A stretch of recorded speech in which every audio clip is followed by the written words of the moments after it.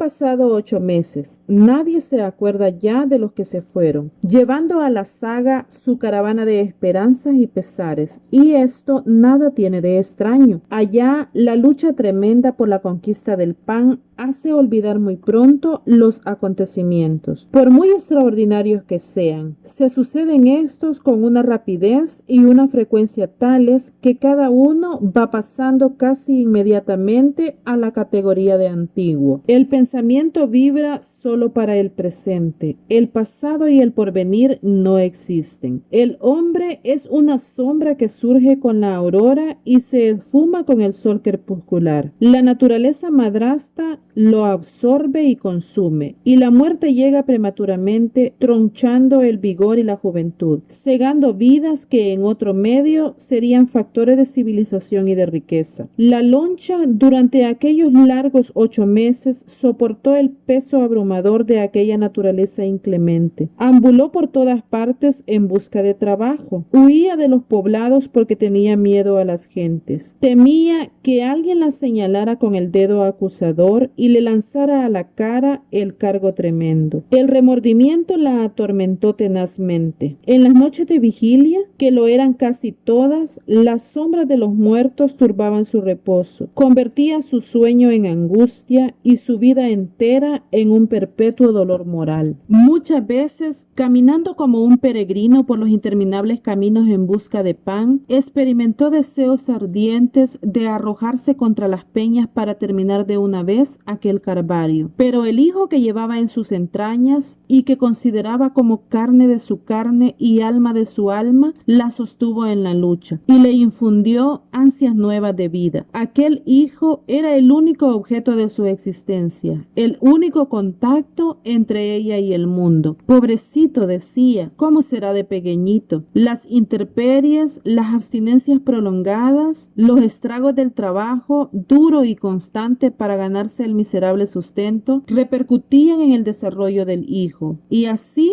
de dos padres jóvenes y en pleno vigor físico-sexual, como lo eran el tiempo de la concepción ella y Marcia, podían hacer un ser raquítico y falto de vitalidad. Se estremecía de pena al pensar que el niño pudiera nacer muerto. ¿Qué haría entonces? Era el único y más sagrado recuerdo del hombre amado, la única realidad de aquella lejana ilusión que se extinguió en vientos de tragedia. Y si le faltaba, sería lo mismo que si le faltara el aire, la luz, la vida misma. Temblaba de alegría cuando percibía en el vientre ligeramente abultado los movimientos del ser. Todavía vive, se decía, con gracia y suprema sencillez, y por él seguía la peregrinación. Soportó ultrajes, vejaciones, desprecios y calumnias solo por él. ¿Qué no podía dar ella por su hijo? Todo aquel sufrir era nada comparado con la dicha inmensa de tenerlo. Ahora el día esperado se acercaba y ni siquiera tenía un andrajo en que recibirlo, ni podía implorar la caridad de las gentes, porque sentía vergüenza de su pasado y temía que la entregaran a la justicia para que rindiera cuentas de la vida de los dos hombres, y la hacía temblar la idea de verse frente al juez. Estaba segura de que nada podría negar, y si la apuraban un poco, decir que ella propia los había matado. Tan culpable se sentía. Y mientras tanto, aquella situación incierta, huyendo siempre, sin poderse detener mucho tiempo en las partes donde conseguía trabajo, era horrible y desesperante. Hasta que su hijo naciera, estaría libre de disponer de su vida. Entonces, que la encarcelaran, que la mataran si querían, pero antes tendría la dicha inmensa de ver al primer fruto del primero y único amor. Quería sentir, aunque solo fuera por una vez nada más, a su lado, alguien a quien amar libremente, sin reservas, alguien a quien darle toda la dulzura de su corazón. En casa de la señora de un pequeño agricultor, un tanto acomodado, halló trabajo, y allí logró permanecer mayor tiempo que en otras partes. Pero cierto día la bondadosa señora le manifestó que el estado de embarazo en que se hallaba ya no podía seguir ocupando sus servicios, porque su marido era hombre de delicadezas y jamás le había gustado tener en la servidumbre a mujeres en estado. Recibió la noticia con dolor inmenso, porque allí, bajo aquel techo, había pensado esperar la enfermedad, como ella decía, o sea, el alumbramiento. Rogó, suplicó, lloró, todo en vano. La patrona le entregó su pago, diciéndole que mucho lo lamentaba, pero que no podía permanecer en la casa ni un día más. Se resignó y otra vez la dolorosa peregrinación. Otra vez. Sus ojos se tendieron por los largos caminos desconocidos, interrogando al porvenir. Otra sirvienta de la casa, compadecida, le dijo que en el zapote, cerca de la barra de Santiago, tenía una hermana que podía darle posada y prestarle algún auxilio para el nacimiento de su criatura. Y después, tal vez le lograba colocación en alguna parte o le ayudaba a ella en una tienda que tenía. Le dio un papel para la pariente, recomendándosela. La loncha se alegró muchísimo. A lo menos sabía dónde ir. Ya tenía un rumbo y una esperanza. Y en pos de ellos se lanzó con energías y desusado empuje. Como el marino perdido en el mar se lanza hacia el primer faro que lo deslumbra en el horizonte. Faro que puede ser solo una fantasía de sus sentidos, pero que hace renacer como por magia el arte del encantamiento, las fuerzas, la voluntad y las ansias de salvación. Larga y dura era la jornada, 12 leguas de camino solitario y montañoso, 2 días para cubrirlo, porque en el estado en que ella se encontraba no podía andar con rapidez. Además, tenía que detenerse para tomar sus alimentos. El primer día sintió mucho cansancio y abatimiento.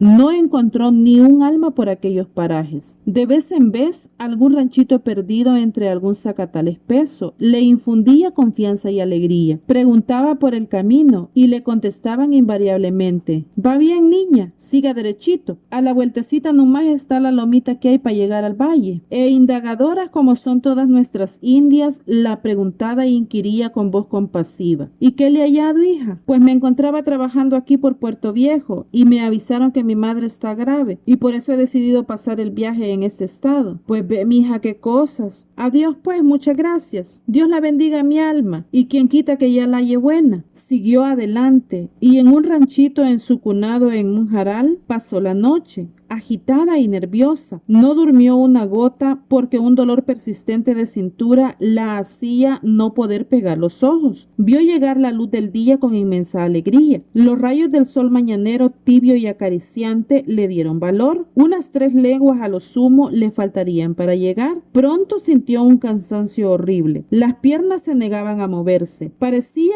como si llevara una carga tremenda sobre la espalda. El dolor de cintura que sintiera la noche anterior se agudizaba hasta hacerse intolerable. Tuvo que detenerse para descansar. Estaba sofocada y anhelante. La respiración se le dificultaba enormemente. Se levantó de nuevo y quiso continuar la marcha. Al poco andar, el dolor le dio la primera destellada en el vientre. Entonces se asustó, porque adivinó lo que podía ser. Se encomendó con fervor a todos sus devotos e hizo esfuerzos para apresurar el paso. Vano empeño. Los dolores se sucedieron uno tras otro, cada vez más agudos, casi mortales. A ratos presentía que ese era el último y que la vida se apagaba. Pero luego que le pasaba, volvía a sonreírle la esperanza. Pero eso tenía la duración de un suspiro. Las mordidas volvían desgarrantes. Imposible levantarse ya, ni siquiera mover los músculos. Y ahí, tendida en la hojarasca, cubierto el rostro de lágrimas y revolcándose a cada arañazo del dolor, llamó a gritos a alguien que fuera a auxiliarla. Nadie la oyó, porque por aquellos chaparrales nadie transitaba a esa hora. El eco lastimero de su voz se extinguió, confundiéndose con el susurro del viento. Solo una pandilla de urracas noveleras formaron algazarra de chillidos encima de su cabeza. Hubo un momento en que ya no experimentó dolor. La sensibilidad había llegado a su máximo de tensión. Estaba en las fronteras mismas de la inconsciencia, donde todo dolor se anula y deja de ser tal para convertirse en lo que pudiéramos llamar un estado normal, pasajero y momentáneo del organismo. Una nube pañalosa empezó a tenderse lentamente enfrente de sus ojos y fueron desvaneciéndose como fantasmas errantes los árboles, los pájaros, el cielo. La noción del movimiento se borró de sus sentidos. Ni un músculo se contraía ya, solo los ojos se movían alocados en las órbitas, y ellos alumbraban súplicas tremendas que venían de lo interno, de lo más íntimo de aquella maquinaria humana. Todo el lenguaje mudo de la desesperación estaba escrito en aquellas hermosas pupilas, único signo de vida en el rostro espantosamente pálido y contraído. Pasaban los minutos, largos como siglos, tejiendo angustias en las mallas del dolor. Luego, todo parece tocar a su fin. Los ojos se han quedado muy fijos, parados de repente en una mirada de súplica, que se dijera cincelada en el mármol. Súbitamente, un violento sacudimiento hace que el cuerpo, que a poco parecía muerto, se incorpore como empujado por un resorte. Fue el momento supremo. Bautizado con sangre y con dolor, en plena naturaleza tropical, el Hijo ha venido al mundo. Su bajido sonoro se hunde en la soledad que se estremece ante aquella voz, nueva en la tierra, que perturba su silencio. El grito salvaje y bestial de la madre le contesta. Es un grito extraño, mezcla inverosímil de espanto, de alegría y de locura. Se diría el de una leona que ve en peligro a su cachorro. Ella misma rasgó con movimiento febril el cordón que aún formaba de ambos. En el minuto postrero, una sola vida. Limpió cuidadosamente con sus vestidos el cuerpecito frágil y lo tendió en su regazo. Hacía todo esto mecánicamente, como si una fuerza misteriosa pusiera en acción la energía de sus músculos, completamente agotada desde que se intensificaron los dolores. La fiebre se había apoderado de ella, una fiebre que la enloquecía y la impulsaba a la violencia, destruyendo su razón. Después de haberlo limpiado, principió a llorar copiosamente, gritó desesperada, lanzó carcajadas estridentes y al mismo tiempo señalaba al niño con un dedo, con burla y con cólera, como a un ser repugnante y desagradable. De repente, en el desvarío tremendo de la fiebre, sintió deseo de estrujarlo, de deshacerlo, de reducirlo a partículas pequeñísimas para tener el placer de ver dividido en minúsculos dolores su gran dolor, su solemne y sublime dolor. Y envolviéndolo con su risa loca, puso sus manos hinchadas y enormes sobre la carita amoratada del crío. Iba a apretar, a enterrarle las uñas y despedazarlo. Espantosa decisión de un cerebro sin timón que naufragaba en las olas de un delirio impetuoso. Pero al momento de apretar, los dedos se crisparon, tal como se crispa el hierro que se enfría. Se entumecieron y no obedecieron la orden fatal. Hecho el último esfuerzo, cayó pesadamente en la hojarasca sin lanzar ningún quejido. La energía artificial producida por la magia del instinto que la había mantenido hasta entonces en acción se agotó de golpe. La euforia desordenada fue sustituida por una catalepsia total. La muerte física aparente evitó a una madre desdichada cometer un crimen atroz. Dios se interpuso entre ella y su locura para evitar la catástrofe. 3 días después, en una casita de paja donde vivía una buena mujer, la loncha, vuelta en sí de su demencia puerperal, se debatía entre la vida y la muerte. La señora Adelaida era un alma santamente caritativa, como a menudo se encuentran en nuestros campos. Excelentes mujeres, ancianas venerables, que son capaces de quitarse el bocado de la boca con tal de dar de comer a un semejante, y que encuentran placer en prodigar el bien por doquiera. En aquel día,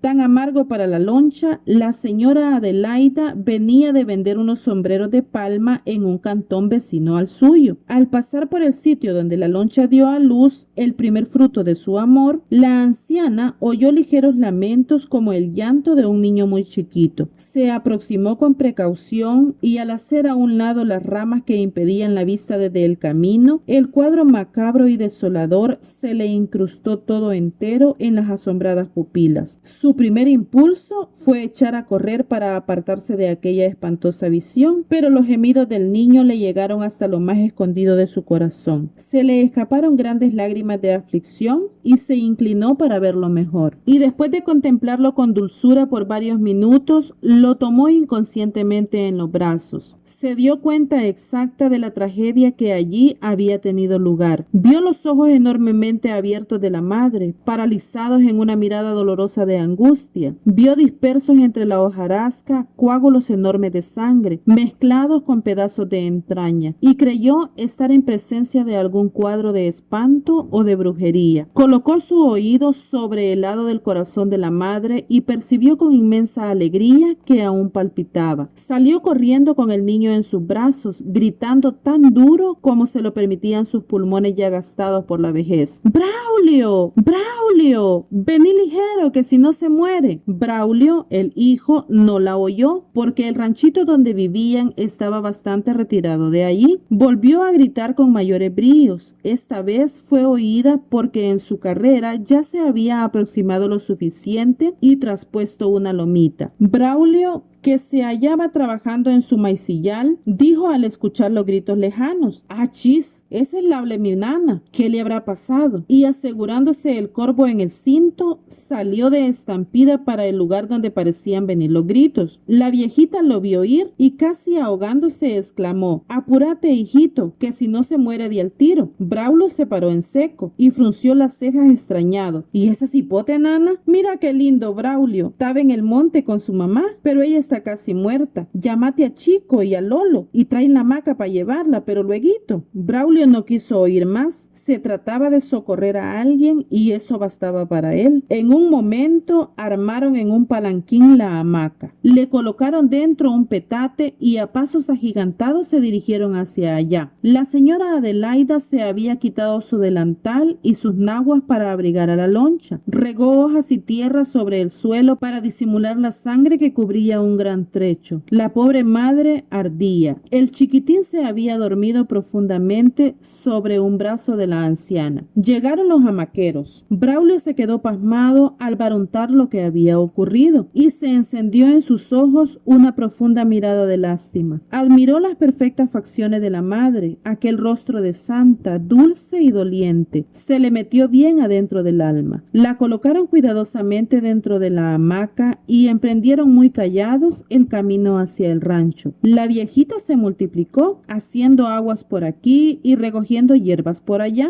A los 3 días, a fuerza de cuidados de ambos, la loncha salió de su letargo, pero la muerte continuaba inclinada sobre su lecho, esperando pacientemente la hora. Braulio pasaba las noches enteras, de claro en claro, al lado de su madre atendiendo a la enferma. Por consejo de una vecina, le hicieron frotaciones en todo el cuerpo con hojas de salvia machacadas y le dieron a beber una toma que Braulio trajo por receta del boticario del pueblo. Con eso, la fiebre empezó a ceder al 5.º día. Pudieron entonces meterle a la fuerza en la boca agua y cucharaditas de atol de maíz. La enferma se fue animando poco a poco con el transcurso de los días y las buenas gentes del cantón se alegraron de la noticia. Al fin, una tarde, pudo modular palabras con un gran esfuerzo y lo primero que hizo fue llamar a su hijo. ¿Mi hijito está vivo? Sí, le contestó la voz fuerte de Braulio. Está vivito y bien gordo. En efecto, bebiendo atol de maíz y agua azucarada, el niño se había mantenido bastante bien hasta ponerse fuera de peligro. Una sonrisa de satisfacción y de suprema felicidad se dibujó en los pálidos labios de la enferma, cuando la Adelaida le dijo: te debes de poner contenta, porque es un hombrecito.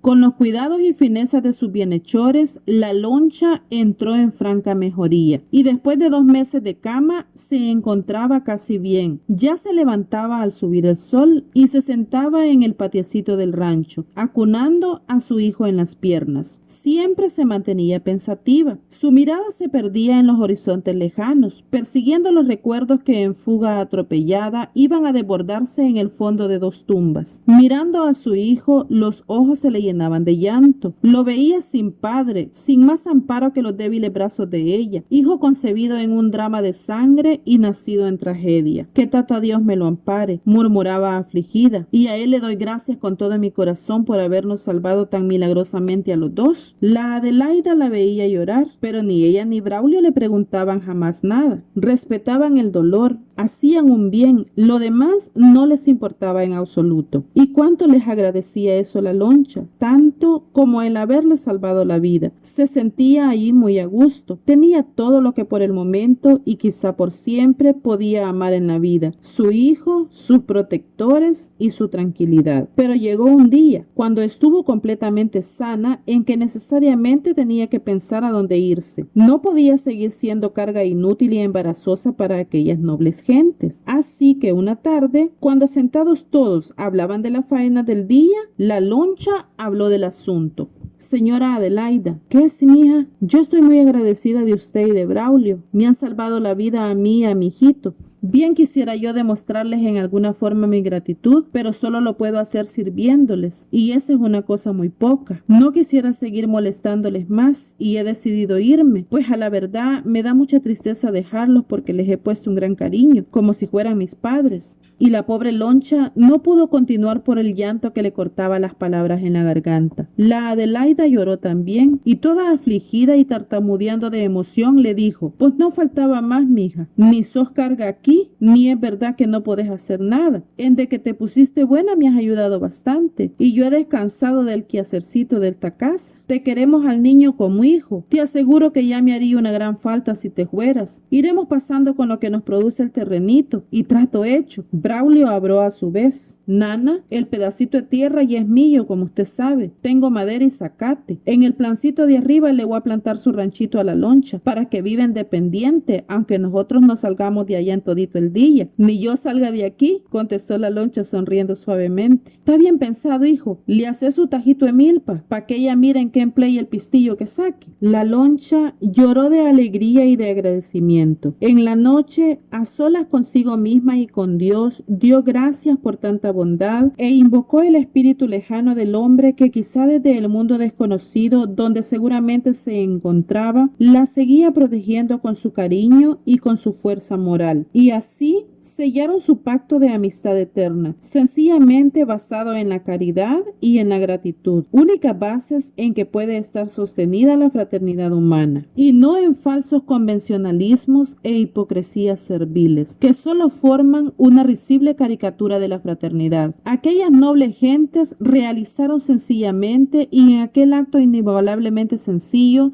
toda la doctrina de Cristo, sin prédicas insulsas ni aspivamientos de opereta. Un mes después, el ranchito surgió, nuevecito y coquetón, maciza las paredes de parales y bajareque, embarradas con lodo, barbeaditas las mechas que colgaban de los aroles, duro y firme el suelo del interior. Uno junto al otro, los dos tapescos de vara de bambú de la mejor, rajada esmeradamente, uno para ella y otro para el niño. Los aguacates y los tamarindos prodigaban su sombra y refrescaban el patio. Arriba, a unas cuantas varas del cucurucho de techo, el tabanco para guardar el maíz y los granos, con su viga macheteada sirviendo de escalera para subir a él. Abajo, la piedra de moler con sus horquetas de guachipilín. El pollo para la cocina asentado sobre 4 horconcillos de tihuilote. Afuera, la canoa de palo tempisque para el agua de las gallinas y de los cerdos. Nada se le olvidó al gran Braulio, y su mejor recompensa fue la sonrisa de felicidad y de satisfacción que vio desflorarse en la boquita adorable de la loncha al ver por primera vez el rancho. Ella se sintió transportada de gozo y palmoteaba entusiasmada, ponderando las habilidades del arquitecto. Desde hacía mucho tiempo no se sentía tan feliz como ahora. Llevada por el entusiasmo, abrazó a la Adelaida y a Braulio. Este se puso colorado como un tomate, pero ella no lo notó, porque el abrazo aquel estaba exento en absoluto de malicia. Miraba y remiraba la casita. Así lo había soñado ella, y cuánto hubiera deseado compartirla con su Marcia, tan lejano y tan ausente ahora. Cuántas veces él le ofreció una así de primorosa, para que ella viviera sus primeros meses de amor, adorándose uno a otro. Cómo le apretaba la tristeza el pecho al verse frente a la realidad tremenda, sola. Sin él le faltaba la mitad mitad de su alma, pero la otra mitad la poseía su hijito. Se sentía vacía como un cuerpo sin sangre, pero así y todo, aquello era ya un hogar, era un techo donde cobijarse y bajo el cual pasar las negras noches del invierno que acababa de iniciarse. Ya tenía un lugar donde poder llorar y reír, sin que nadie la viera ni se burlara de sus pesares, y eso ya era bastante, más de lo que pensó encontrar.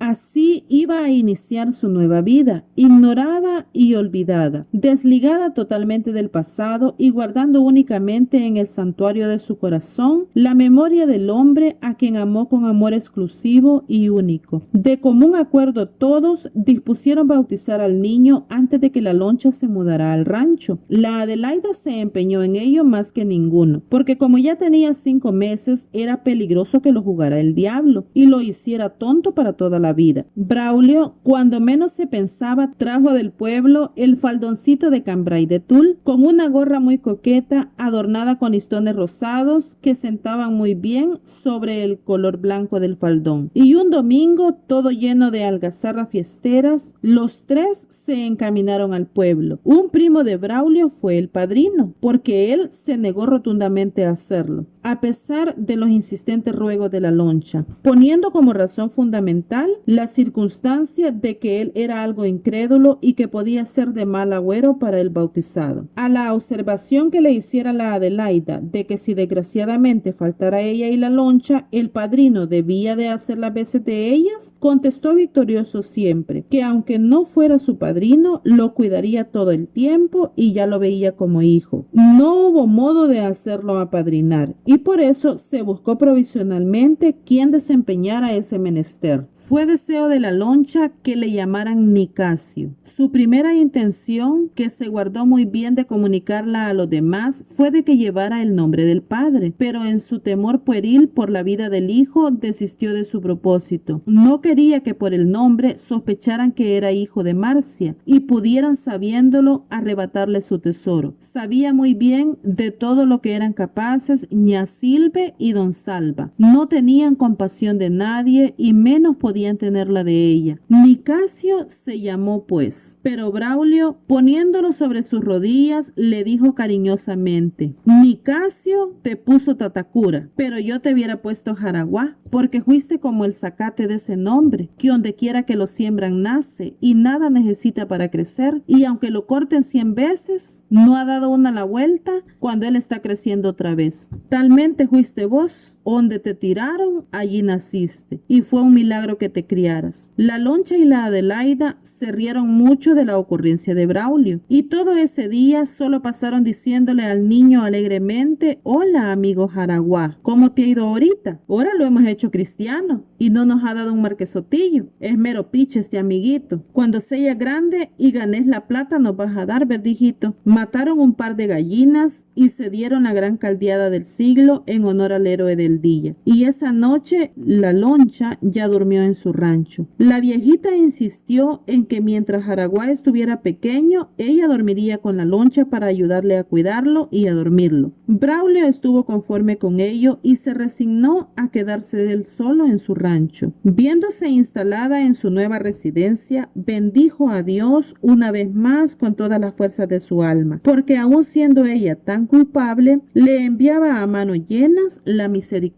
Bajo la influencia de su entusiasmo y la actividad continua, la casita se convirtió bien pronto en un cortijo. Manadas de pollitos piaban sin cesar alrededor del rancho. Cuches, patos, chompipes, todos criados por ella. Con el producto de la venta de los animales iban pasando más o menos bien la vida, agregando a ella la ayuda de Braulio y de la buena Adelaida. En cuanto a Braulio, se daba su desaparecida de continuo. Tenía que ganarse también la vida. A una legua escasa de ahí se encontraba la barra de Santiago. Él era un hábil pescador y un diestro picador. Hacía bailar la canoa con su vara y se internaba sin miedo por los grandes zanjones del estero, en cuyas profundidades pululaban animales peligrosos y traicioneros. Llevaba los costales llenitos de pescados y jaivas. Una parte le regalaba a la loncha y otra iba a parar a la placita del pueblo, donde donde la Adelaida se ingeniaba para venderlos al mejor precio posible. Después, con la huida del verano, venían los albores del campo. Se olvidaban por un tiempo del mar y sus maravillas, y las espaldas se inclinaban sobre la tierra para sembrar el grano. Así transcurrían los años, pacíficos, sin mayores necesidades. Los inviernos ni muy crudos ni muy secos. Los veranos, como siempre, ardorosos e inclementes. La loncha vivía, pues, feliz, hasta donde puede serlo una persona llena de remordimientos del pasado y que ha experimentado grandes dolores. Había logrado hacer algunas economías y tenía esperanza de llevar a Jaraguá a la escuela del pueblo. El niño tenía 5 años y aun cuando no había crecido vigoroso, era vivo e inteligente, tenaz en sus caprichos, que la madre satisfacía sin chistar, amorosa y considerada siempre. Tenía un gran parecido con su padre. El rostro moreno, la gallardía y la mirada de sinceridad y de nobleza eran de él, pero el carácter violento que ya se baruntaba en el pequeño no atinaba la loncha de quién podría heredarlo, ya que ni ella ni Marcia poseyeron ese carácter fuerte. Tal vez se decía de mi madre, porque aventurera siempre y teniendo que defenderse por sí misma en aquellas largas travesías de uno u otro estado, por las cumbres de Guatemala y las selvas de Honduras, debió haber tenido una personalidad irascible, dura, casi varonil. Jaraguá era atrevido y audaz, no tenía miedo de las tinieblas. No obstante, los mimos con que lo había criado la madre. Contaba historias de duendes y aparecidos, de brujos y de magos, poniéndose él mismo como héroe, y lo hacía con naturalidad y mucha desenvoltura. Era soñador y ardía en deseos de ceñirse al cinto el corvo con vistosa vaina, poner entre sus labios la chenca overa del puro y alternar en los ranchos con los hombres. Jamás le gustó meterse con cipotes de su edad. Estos creían hacerle una ofensa al decirle Jaraguá,